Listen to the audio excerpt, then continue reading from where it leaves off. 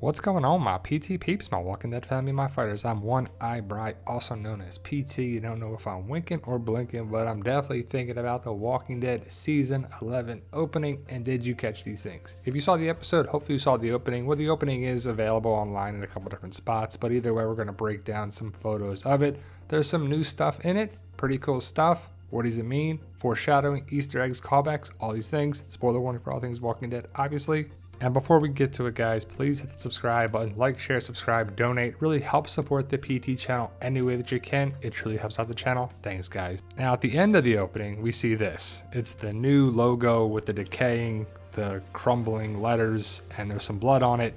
It looks different than before. And previously they had more decaying every season, season 1 to season 8. We're on season 11, so 9 and 10 are probably going to be more decayed than that too. And it's pretty cool that they did that with the logo over the series. Now the opening starts normally what it does with the tree, the broken glass, and you can see that the glass around the windmill, which is Alexandria, is broken, just like Alexandria. Then we see the crows and the axe. Norman Reedus and all the cast and the producers and everything are going to be in the opening credits. You see some different character names there too, but you see all the glasses of the different communities are broken a little bit more than others, but it clearly shows that our communities are damaged, broken, and they need to be rebuilt when they can. The tree has the crows in it, and it's going to blossom from a dead tree into a living tree like they did before. And if I missed anything, guys, let me know in the comments below. I may have missed some things, and I always like hearing them. But it's really Melissa McBride. That is Carol. Then we see in the bottom right, we see Magna's Warhammer. And then I think next to it is a machete or something. It's kind of hard to say what that is. Is that Lucille or machete next to the Warhammer? Not sure. Let me know your thoughts. What do you think it is? Because then we see the tree go from this to this, burn for dramatic effect, and the crows fly away. And we see Lauren Cohan back in the fold. She's a main cast member, and she's been around since season 2. I know not a lot of people like her, but ultimately we see Dog behind a pickaxe with some flowers.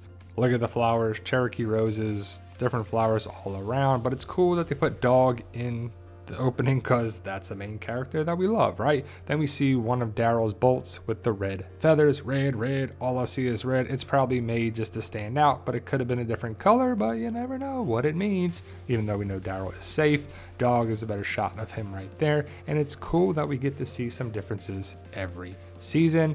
We see Negan's crowbar with blood on it, the skull with the flowers all around it, and the flowers and the weeds and the vine go up the crowbar. And then we see Seth Gilliam's name with the helicopter. Interesting, right? Then we see the morning star that Aaron has on his prosthetic arm there, and Carol's knife in a tree stump. And they kept previous parts of the opening, like the helicopter we haven't seen since season 9, but it needs to come back around, that's for sure. And then we see Rick and Michonne on the horses, and they're not there. They left the show in season 9 too. Could they come back for season 11? I hope so, somehow, way, shape, or form. Maybe through the radio, maybe we hear them. We don't see them, but we hear them. Then we see the two katanas and Kari Payton's name there. Kari plays Ezekiel. I wonder whatever happened to his Zatiochi sword, like the cane with the sword in it. Whatever happened to that thing? I can't remember. Then we see Carl's grave with the gun on there. Very sad, but it's cool that we get to see the callbacks from previous cast members.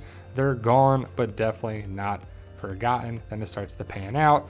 We see the different graves and just everything there, just nice callbacks and the different headstones. And it's just cool to see, like I said, the previous callbacks to previous characters. And there's a good shot of the sheriff hat that Judith wears now. Grimes has to wear the sheriff hat at all times, that's for sure. And then it keeps panning out. And then we see a walker standing there in between the open blocks and bricks from, I guess, a graveyard. So ultimately we're going to see more walkers here, and they'd have to start to decay and break down, I would assume. Then we see Lucille, Bloody Lucille, and then next to Bloody Lucille is Rick's Colt Python pistol. Well, I guess it's Judas now, right? So it's Lucille and Rick's gun side by side with Silence the Whispers, well, whispers into screams, so the whispers are still around. Are we going to see them in season 11? I personally think so. Then we see Daryl's motorcycle, his, I'm guessing, original motorcycle from season 1 and 2 and 3, right? I can't remember when he actually lost that motorcycle. And then we see a skull, which is probably a mask on the ground there. Also behind the mask is a barn that's breaking down. with the pulley system that you see in season 11 episode 1.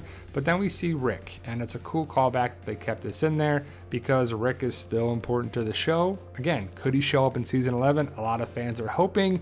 I'm not sure, but it would be really cool to see him come back around some way, shape, or form, or at least we have a major connection with where the story can go after the main story ends to connect with Rick. Then we see the windmill blades, and we see the different things written on the bottom. JSS, silence the whispers into screams, and the windmill is looking kind of tore up. And as the crows fly by, we see some walkers here. But also on the far right, you see a person there.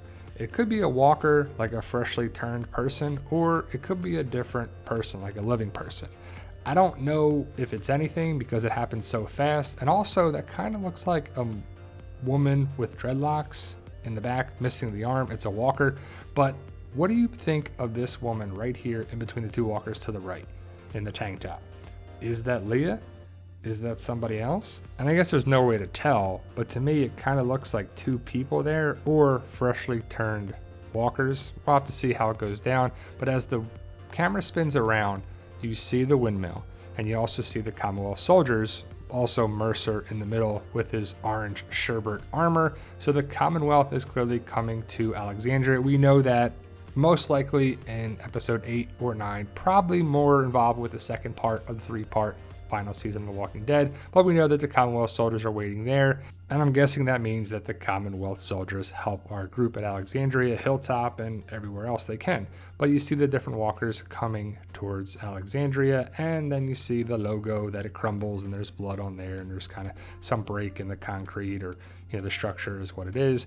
But there you go, guys. Did you catch these things? Did I miss anything?